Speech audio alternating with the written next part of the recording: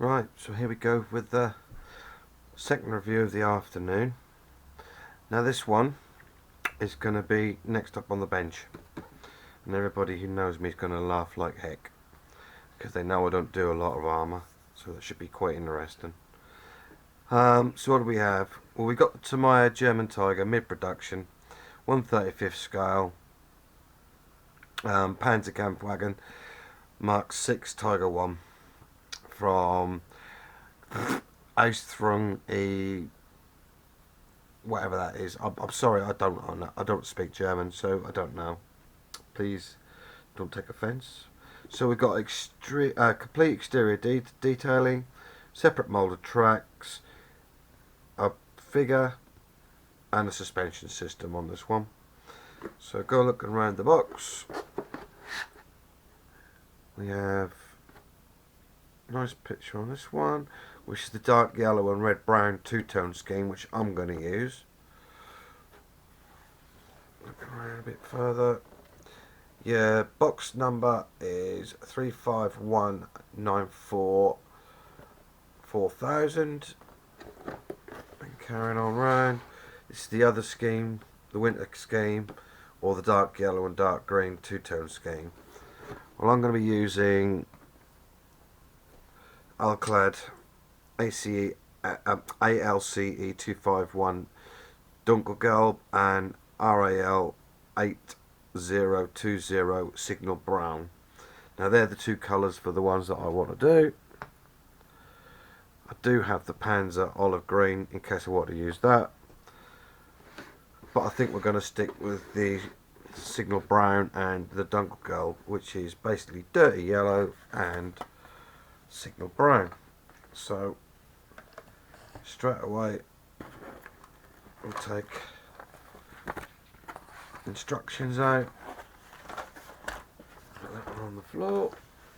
We'll go through the instructions. So anything in here?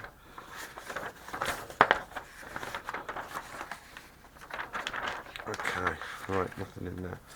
So what we're looking at here, we've got the mid-production Tiger.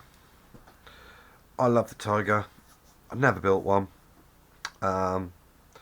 Gonna have a good look at this one and decide what to do. So basically it was designed to counter the Russian T-34 tank. Used in the Eastern Front. Used from July 42 onwards. So it's quite a heavy duty machine anyway. So going through, we've got the call outs in Tamiya. Won't be using them. Looking through, so we start to build the suspension up here, getting it all together, getting the end plate on. Road wheels, this is what terrifies me. 8 road wheels there to here to there. Scary thought. There you go, and you can see them all going onto this area here, onto the tub. We move on to the upper surfaces.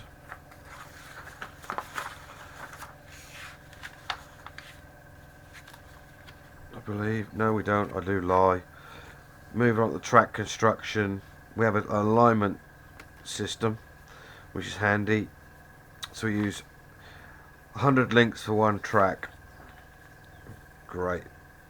That should be fun. You can see them laying them on. Okay, so it looks quite tidy the way they go on.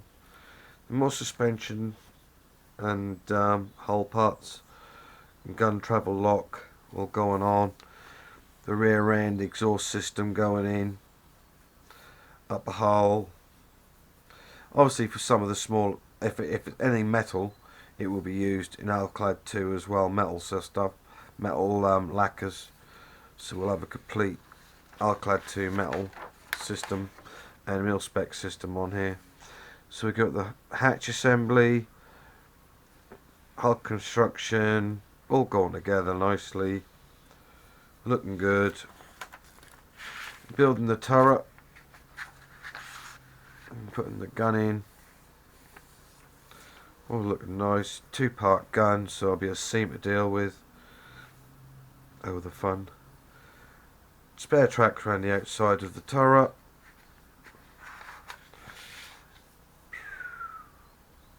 Anti-aircraft machine gun. MG going on board. Your men, painting callouts for your men. Again, I won't be using that. All looking good. Come together, basically finished. So then we have our markings. So we have the Russian one,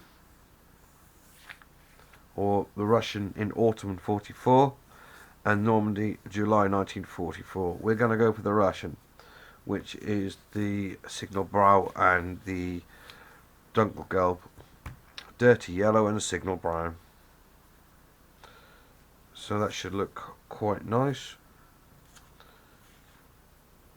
You can also do the Russian one in 43, but we're going to stick to White 002. That's the one we're going to build. Now, as I said, this will be up on the table next.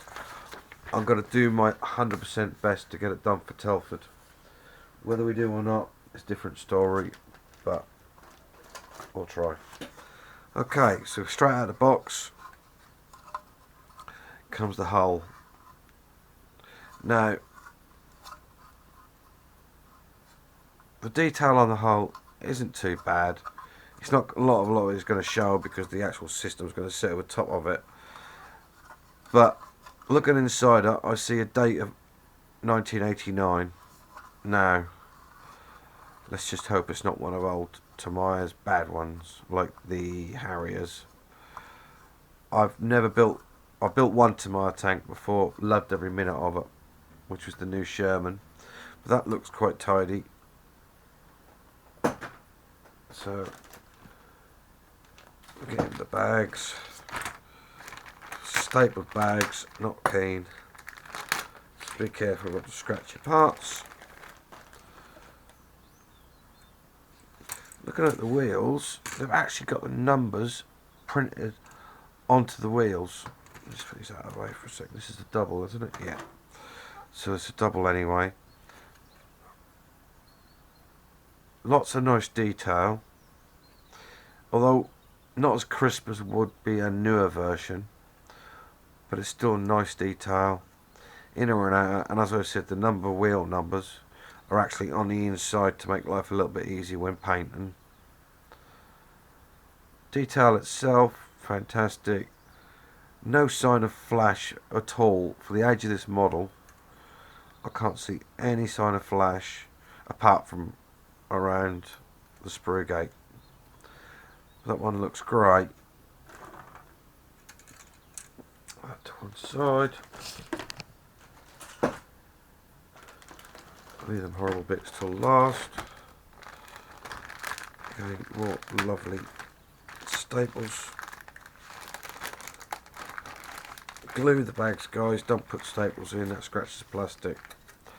So, put that out of the way. Right, top of your Tiger. Very nicely detailed. All the bumps look nice and sharp. Very good. Turret again. Not much detail, but what there is nice and crisp. I presume you would add the detail to it, which is on most cases. Front of the gun, hatches. They're all sharp detail, but there's not that much detail to it. Nice bit of riveting going along there, or riveting, welding. And all these are open for the engine and the tracks to be seen, so it could be something to build up a bit better in the future.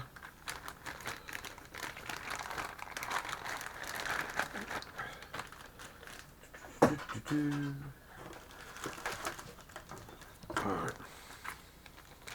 The decals in with a sheet of plastic.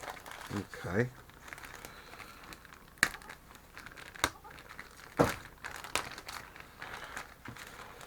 They've got a cover on. We'll come to that in a second. Right, so here we go. Again, look at the machine gun, or the MG, beautifully moulded. Again, no flash on these parts whatsoever that I can see. The wire ropes look gorgeous, very well done.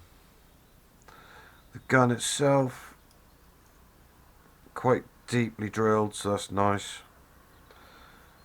Deeply moulded rather. Normal parts go on, looking very, very nice. Skirts. To be truthful, it does look like a really nice kit. As I said, I'm not a tank man, so don't ask me to talk about it too much. That's just giving you my idea of what I think of it. Now here comes the scary part. I'm sure a friend of mine, Mick Burr, will be laughing his head off right this second as he sees these. Let's get this across. So we have 3 sheets of individual track links. Oh, the joys. But on saying that, they are beautifully moulded in black, beautifully moulded, and a couple of snips and a couple of swipe over each part. So we got, what do you say, 100 paces to a track, and there's 3, 4, 5, 1, 2, 3, 4, so there's 20, 40, 60, 80, 100. So you got 150 pieces, or 140 pieces in case of any issues. Does look very, very, very nice. So again, never built those. This will be a new to me. So looks like a job for me to do when I get the spare time to get them out. Right, the one thing I wasn't impressed was this little tiny decal sheet. Alright, it's little, but it was just poked into a bag and it was down like that.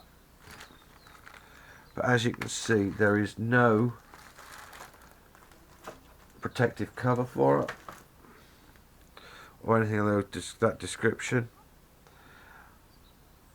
As it is, it's escaped being damaged. How, I'll never know, but it's escaped. So decals do feel a little bit thick, but they are all in register, obviously readable because of the size, and to be honest, they're not too bad. It is just a shame that these couldn't, just a little plastic bag or a piece of waxproof paper put over the cross, just to stop it getting ruffled up. As it is, they can go in the bottom of the box. So, first look, which is the truth, that is the first look in that box.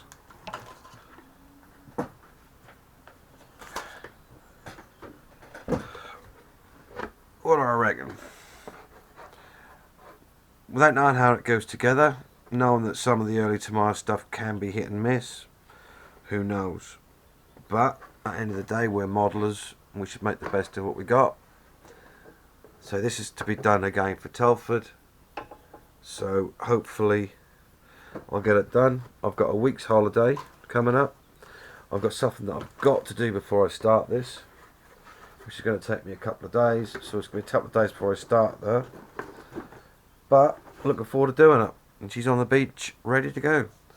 So I hope you enjoyed a quick review of the German Tiger 1 mid-production. And I'll catch you all later. Cheers.